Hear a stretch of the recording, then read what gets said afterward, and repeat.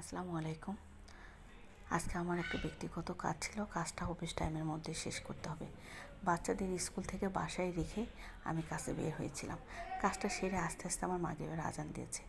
ঘরে ঢুকে আমি নামাজ পড়ে এক গ্লাস শরবত করে নিয়ে খেলাম, অনেক ক্লান্ত ছিলাম।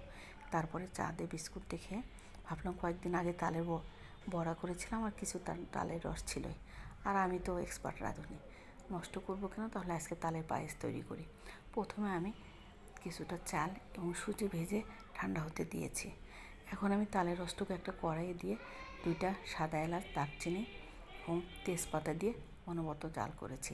সাথে আমি গুঁড়ো দিয়েছি।